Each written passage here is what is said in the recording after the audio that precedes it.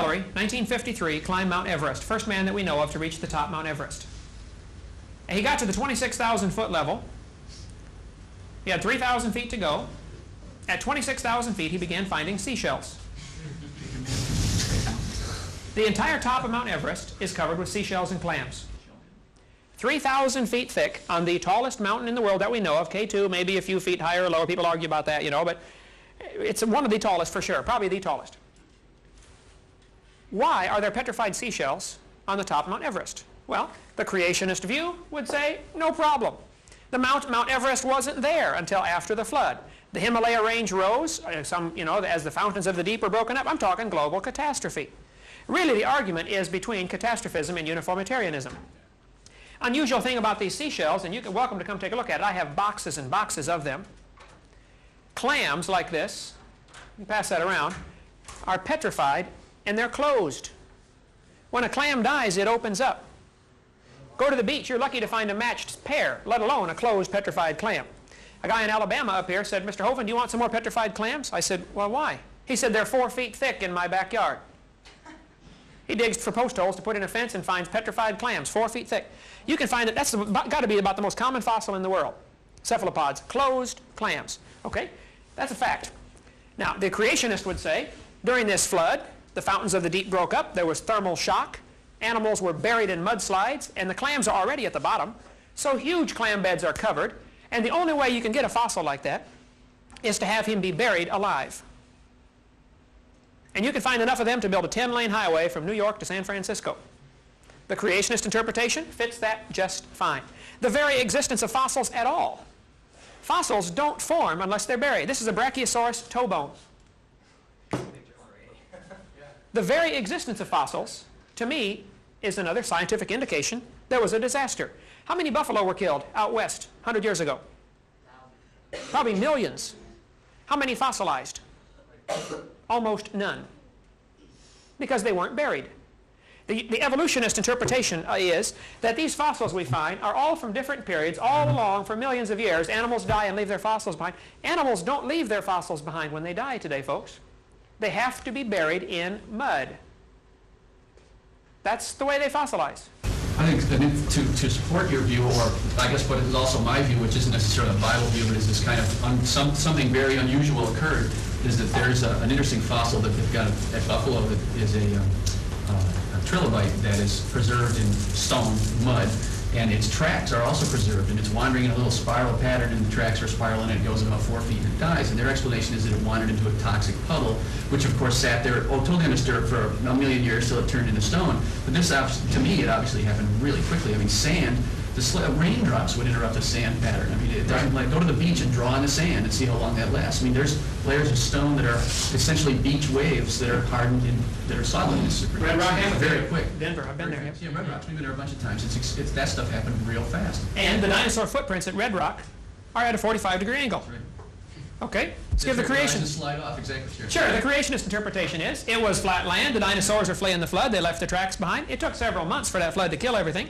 You get rising and lowering waters, and they leave their tracks. They get hardened. Somebody else leaves tracks. They get another layer. Eventually, the mountains lifted up, and today the tracks are at a 45-degree angle. There's no problem with that evidence as far as the creationist viewpoint. That fits fine. Now, both are theories. The anthropology, which is what this class is, we probably ought to stick a little more to that. Anthropology. We're off on all these philosophical rabbit trails, but anthropology, the philosophy of this author and this whole course is man is progressing. We used to be more primitive. We used to be some kind of ape-like animal, or we have a common ancestor with the apes, and we went through these various stages of Homo erectus, Homo habilis, Homo sapien, etc. And I say all of that is baloney. I think after this flood, there's been a variety of people produced. Some maybe had Eskimos, for instance, live in environments where they get plenty of fish oil, almost never have heart attacks, but they're deficient in other vitamins. Different people in different climates tend to get certain deficiencies. Unusual traits would become pronounced. Indians have high cheekbones. Orientals have different color skin. Blacks have a different color skin. All have a common ancestor, I would say. It's Adam. Or, even after the flood, Noah's sons. I don't know who Noah's sons were married to as far as daughters. There may have been some diversity before the flood, and one of those daughters may have been considerably different, which would have preserved unusual genes through the flood. But there's no problem from the creationist viewpoint. It has never been falsified. The creationist, young earth creationism, was rejected by many in the 1800s, not because it was falsified, but because it didn't fit their lifestyle. Thomas Huxley said, we like evolution because it gives us sexual freedom. There's no longer a creator that says, thou shalt not commit adultery. That's why Thomas Huxley liked evolution. I don't know if that's why everybody likes it, but that's why he liked it. You mentioned Noah's sons, or Noah's daughter, Ham, Sem, and Japheth. Right. And do you think it would be possible that the populations in the world today could have been created by three couples? Could the populations today be created by 3 couples? Absolutely. That's what I showed you earlier, the population growth statistics. At the time of Jesus Christ, there's only 1/4 of a billion. Normal populations grow 2% a year.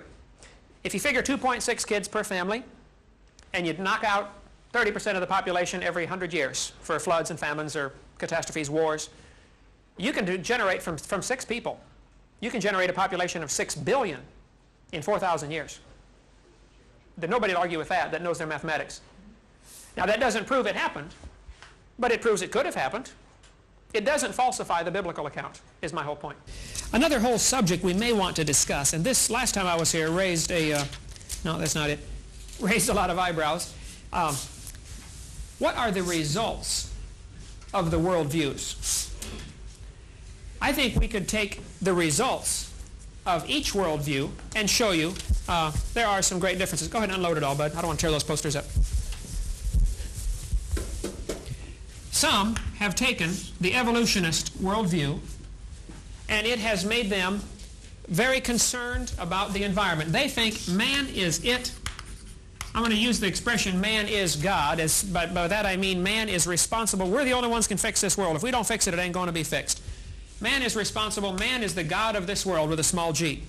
And because of that, there has been a strong environmentalist movement. Environment. We got to save the environment. We're destroying our own environment. It's up to us. We got to fix it. Some have taken the evolutionist worldview to a much lower plane, like Adolf Hitler, and said, well, hey, if evolution is true, then the whites are better than the blacks. I think I could point to numerous examples through history. Stalin, Pol Pot of Cambodia.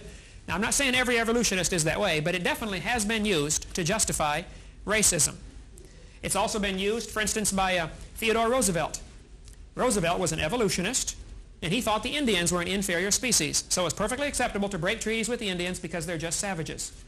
Joseph Stalin killed 60 million of his own people. Joseph Stalin believed very strongly in evolution.